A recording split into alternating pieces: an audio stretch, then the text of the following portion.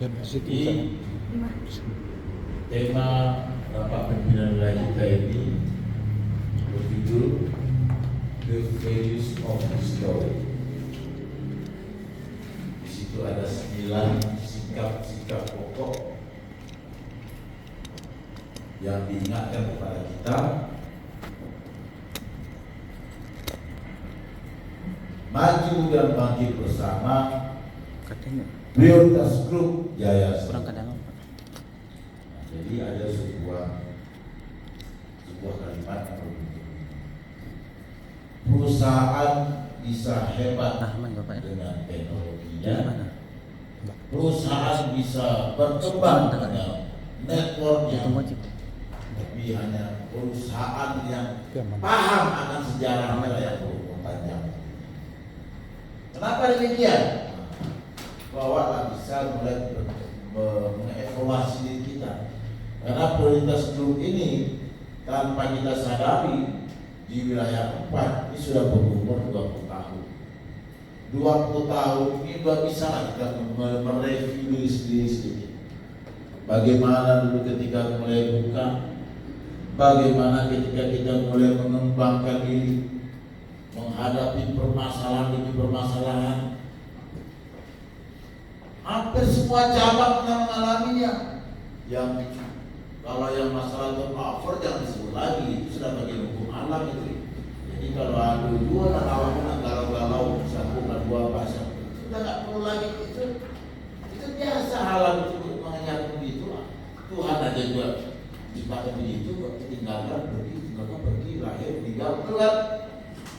Ya nggak mungkin pula perusahaan ini hidup cukup banyak masa, kemudian orangnya itu aja, mana ada. Jadi kalau kita biasa aja. Yang merasakan sudah pernah naik, turun, naik lagi, ada juga yang turun dan naik, tutup cabangnya. Ada juga secara pribadi bisa juga gitu, pernah berprestasi, pernah turun, pernah prestasi lagi. Nah, kalau turun terus kan hilang dari organisasi ini. Karena organisasi ini harus diciptakan dengan sebuah aturan main untuk memastikan organisasi ini terus berjalan baik.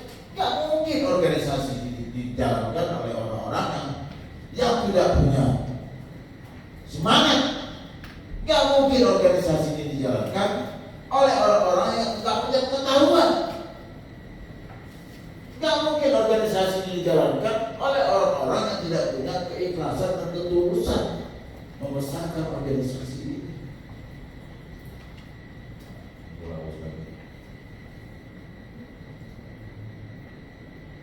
Kamera mana? Nah, yang tripod mana? Biar tahu ya, nanti salah-salah lihat juga. Apa namanya kamera tersembunyi apa namanya? Ngeraknaik. Jadi kalau agak bagus, kalau bawa di sebelah. Nah, ya. Jadi saat ini kita dihadapkan pada fase yang dimana kita masuk dekade ketiga. Dekade itu artinya per 10 tahun. Dekade 1 kita sudah lewati 2004 sampai 2014. Lewat masuk dekade 2 itu mulai kita dihadapkan pada yang namanya dekade pertama itu boleh dikatakan masa-masa emas. Anda tahu, saya pernah ada di Dirot tinggi ini, profitnya aja 24 M. Profitnya saja. Jadi bonus yang saya bagi sama karyawan itu 2,4 miliar bagi bonusnya. Ya, boleh katakan cabang-cabang lain itu juga besar tuh. Dan Mas Raya itu pernah 10 M lah dulu profitnya berapa ya?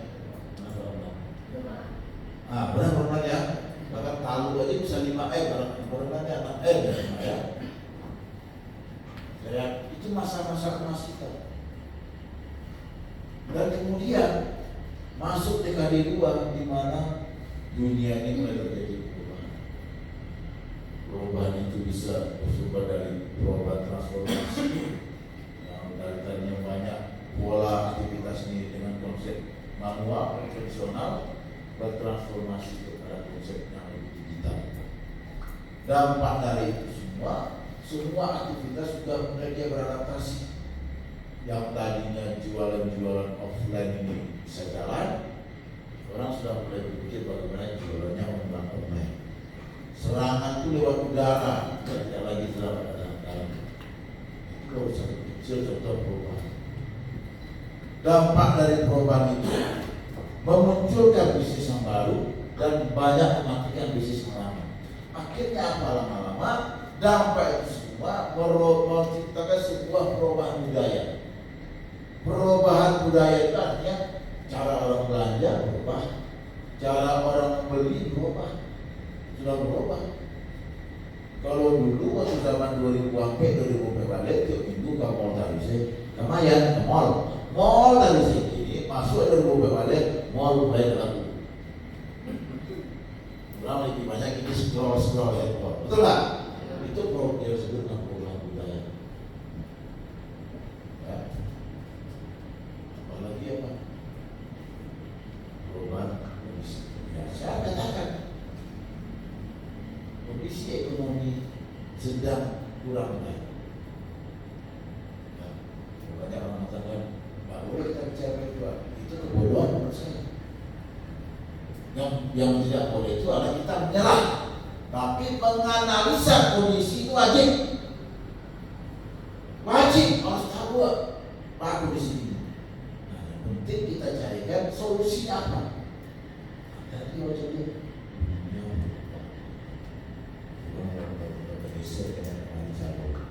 kita malu kondisi akibat mungkin akibat perang lah, akibat apalah. Tapi yang jelas maksud saya ini, kondisi yang terjadi saat ini itu bukan saat ini saja. Dari zaman dahulu itu sudah terjadi. Makanya saya sering menyebut, Anda jangan pernah berharap dunia ini akan begini terus. Makanya ada pepatah mengatakan, tidak ada yang abadi kecuali perubahan itu sendiri. Dunia ini begitu juga. Dalam setiap dekade pasti ada terjadi sebuah perubahan. Paling tidak, paling telat adik-adik. Tapi kalau dalam kondisi seperti sekarang dunia sudah lebih canggih, itu lebih cepat lagi. Mungkin tidak satu dekade lagi, 3-4 tahun berubah lagi. Anda pernah dulu mendengar namanya revolusi industri lah, apalah. Itu kan akibat terjadi perubahan, akibat terjadinya perubahan. Sama. Dan artinya kondisi ini akan terjadi terus ke depannya. Nah, bagaimana kita menyiapkan diri kita menghadapinya? Makanya kita mau masuk tema kali ini, mengingat kembali kepada apa nilai-nilai dan poin-poin yang harus kita kuatkan di dalam diri kita.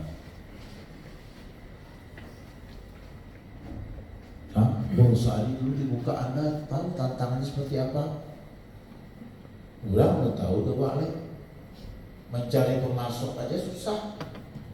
Anda kira enak dulu. Kalau Pak B terus juga tak seorang nanti bilang kamu namun bagi utang atau baik. Mencari orang yang mau utang itu saja susah. Majak orang yang diajak bergabung lagi susah. Karena apa? Itu kan masalah trust. Belum ada bukti. Tapi inilah nilai-nilainya, dibangun satu persatu dengan kekuatan, keyakinan, kerja keras. Akhirnya lama-lama kita yang menjadi sentral bagi orang lagi. Di mana datangi orang, di mana diturik orang. Baik ke situ, baik kemari ini sampai orang. Bukan masalah penyambutannya, kira-kira begitulah hukum alam ini. Kalau tidak sia-sia ada pengembangan, tak tahu orang kawan. Tidak usah lo melo dari masalah itu. Jangan begitulah. Nah, makanya kita harus menguatkan diri kita. Jangan yang sudah bangun belasan tahun kok awak anggap remeh.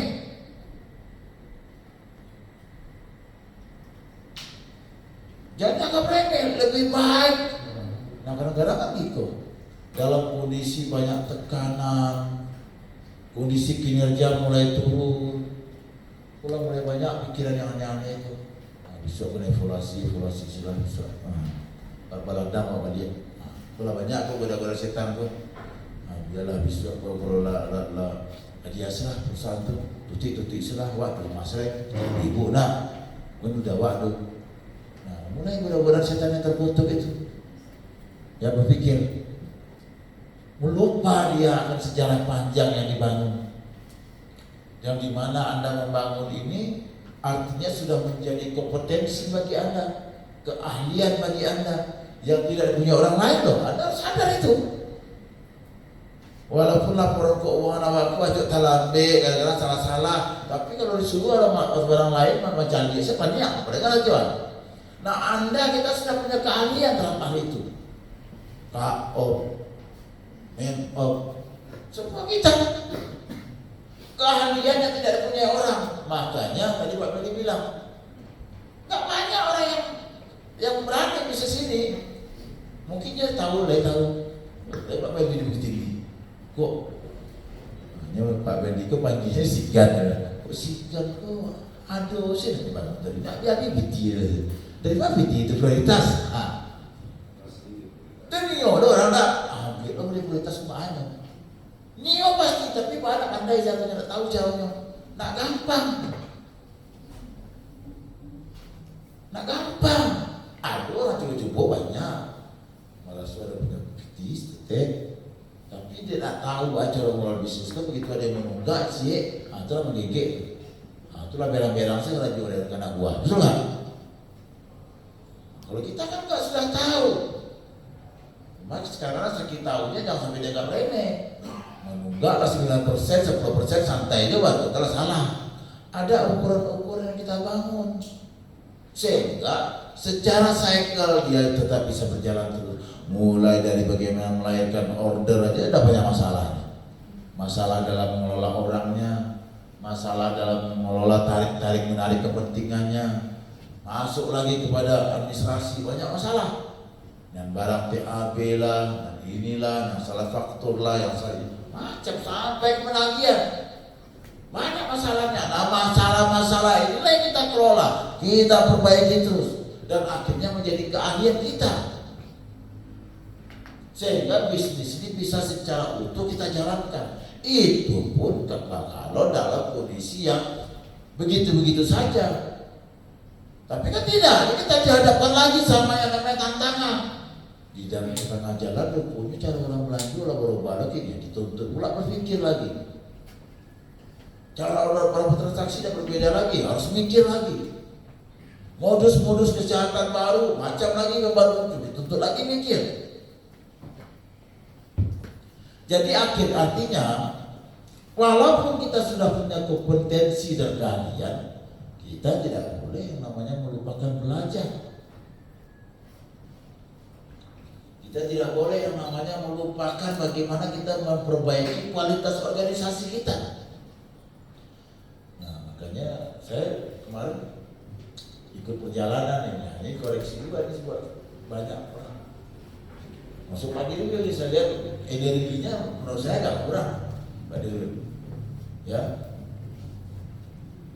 Karena kalau membangun ke wilayah ini Pak Dirut harus punya energi yang besar. Ya, harus punya energi yang besar. Menguasai medan. Nah, gitu juga di biro. Karena memang itu konsekuensi. Semakin besar organisasi kita, semakin besar tinggi jabatan Anda, itu konsekuensinya juga harus disiapkan.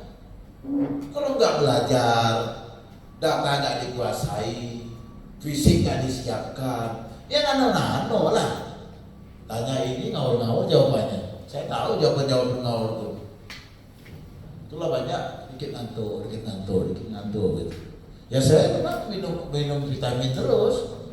Ya kata orang aja banyak vitamin Pak. Adalah saya pertaruhkan itu semua. Karena apa? Saya nggak mau ketika saya berhadapan dengan tim ini, saya nggak berbuat apa-apa. Saya nggak memberikan apa-apa. Buat apa? Itu belum kecil orang itu biarlah. Artinya bagi saya lebih penting ketika saya hidup, saya memberikan manfaat. Jadi banyak anak diago gitu. Nah, Itu juga dialog, make up. Dalam menghadapi kondisi dan situasi ini, kembali lagi, tantangan ini kita harus pahami. Yang penting sekarang ini kita mempersiapkannya seperti apa. Itu yang penting.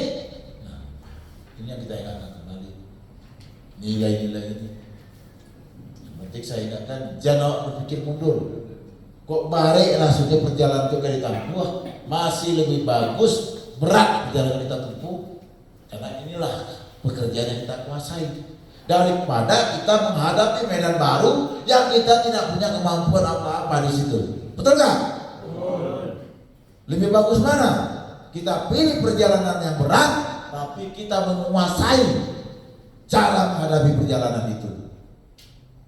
Atau kita menghadapi jalan yang biasa-biasa saja, kita nggak punya kemampuan, keahlian. Nah, ini penting. Ya, ketetapan hati kita untuk mengatakan kita lanjutkan perjuangan ini. Tapi kan nggak sekedar tekad saja, nggak sekedar semangat saja, nggak bisa. Harus pahami. Kita kuatkan nilai-nilai kita. Kemudian kita kuatkan organisasi kita. Jadi tim Anda masing-masing lah maksudnya. Ingatkan kembali kita pada tujuan-tujuan yang kita sudah pegang masing-masing, target yang kita punya masing-masing. Nah, itu ya kembali lagi harus tingkatkan kualitas diri. Sekali lagi saya katakan 3 standar mutu manusia itu. Skill attitude juga dilatih terus. Kalau nggak bisa, apalagi performa kita gitu. Jadi ya saya nggak bisa berharap kalau pemimpinnya loyo-loyo. Tanya ini nggak tahu, tanya itu nggak tahu, ya bagaimana gitu. Ya jadi jangan sia-siakan hal-hal yang sudah Anda punyai, terus perkuat karena kita ini semua mewakili organisasi-organisasi yang ada di bawah lini kendali kita. Pastikan kita menjadi organisasi yang berkontribusi bagi cabang kita, cabang bagi wilayah kita, wilayah bagi perusahaan secara nasional. Nah, jadi ini tema besar yang kita usung. Bagaimana kita menghadapi tantangan perubahan zaman, tantangan kondisi ekonomi yang tidak mudah dengannya ini yang kita siapkan. Ya, menguatkan kembali nilai-nilai ini, menambah pengetahuan kita dan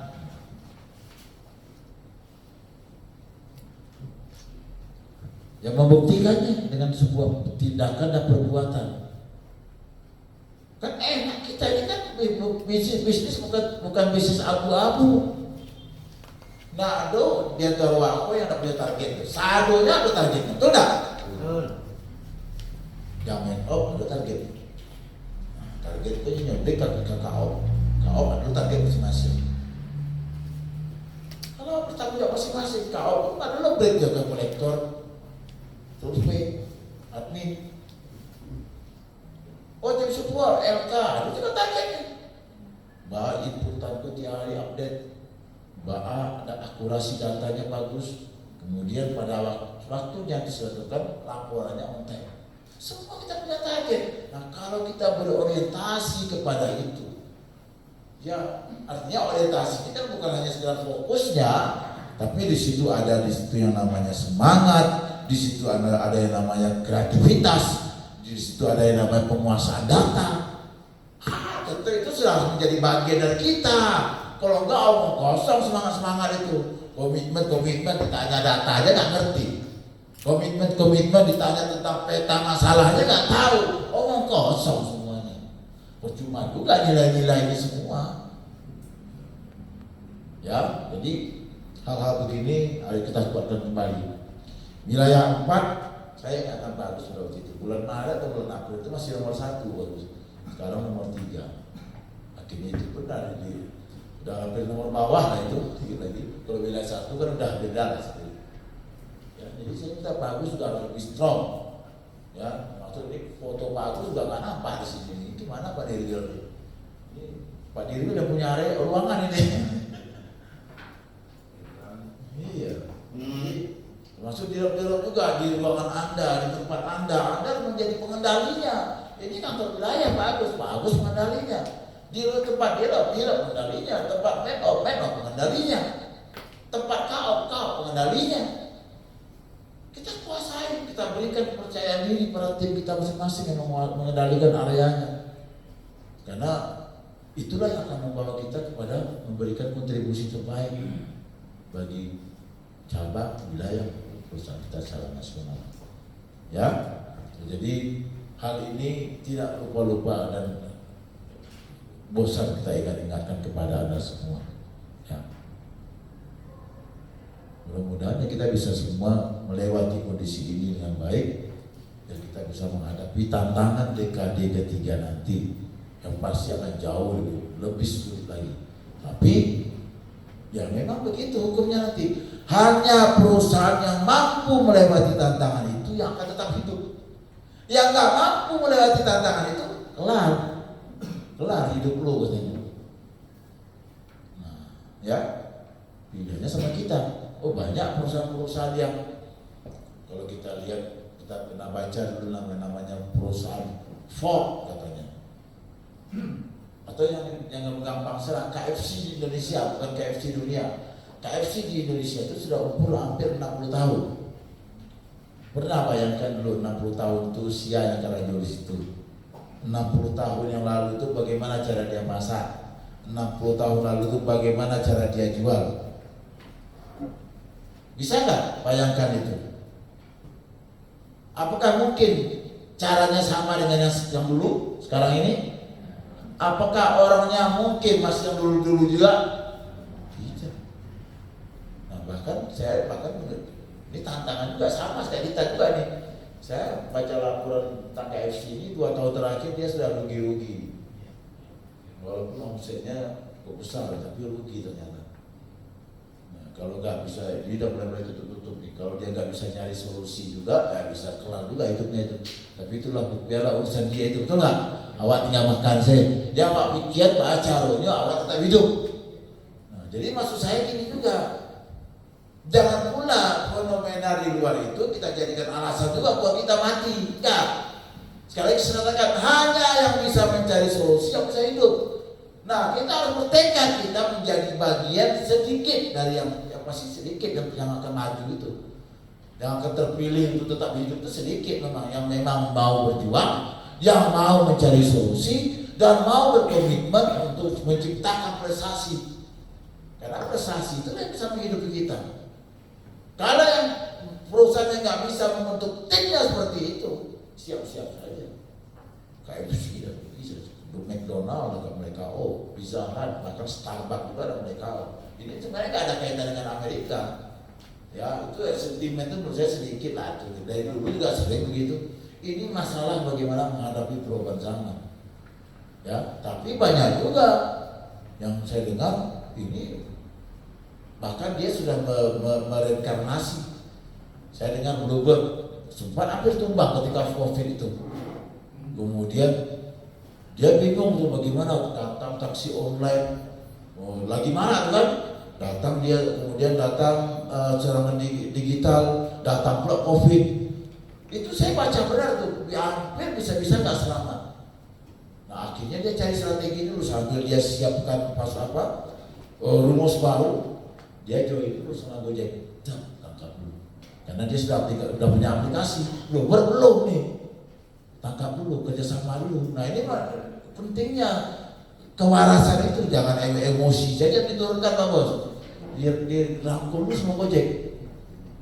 Pelanggan bisa pesan buat Gojek. Saya tanya sama taxi driver, berapa perusahaan keluarkan buat Gojek? 5.000 katanya per customer. 5.000? Hilang kalau pendapatan 5.000 setiap customer berapa juta transaksi itu. Tapi itu langkah menyelamatkan, hilang seketik dulu. Nah, setelah itu dalam waktu setahun 2 tahun kemudian selesai aplikasinya. Nah, sekarang sudah mulai promo dia. Pelan-pelan Gojek sudah mulai, ya tetap tidak dilepas, tapi dia sambil menguatkan aplikasinya dulu. Nah, dengan begitu dia bisa bertahan. Kemudian baca terakhir performanya sudah naik lagi, bahkan profitnya sudah bisa melewati yang lalu-lalu. Nah, jadi kembali lagi ini inspirasi bagi kita, ya. Kita mau menjadi bagian dari perusahaan yang selamat atau bagian dari perusahaan yang pernah ada. Nah, saya yakin kita mau tetap hidup sampai dunia ini tidak ada lagi. Bahkan kemarin kalau perlu dicap di surga, nanti kita buka cabang misalnya ya. Ya, kalau jadi diralat dikit, kita tidak ingin hanya sampai dunia ini ada. Kalau perlu, kalau dunia ini udah nggak ada, kita buka cabang di surga. Nah, gitu ya.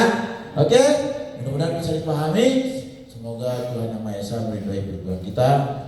Assalamualaikum warahmatullahi wabarakatuh. Pembukaan rapid ini Mas Dewi aja yang buka.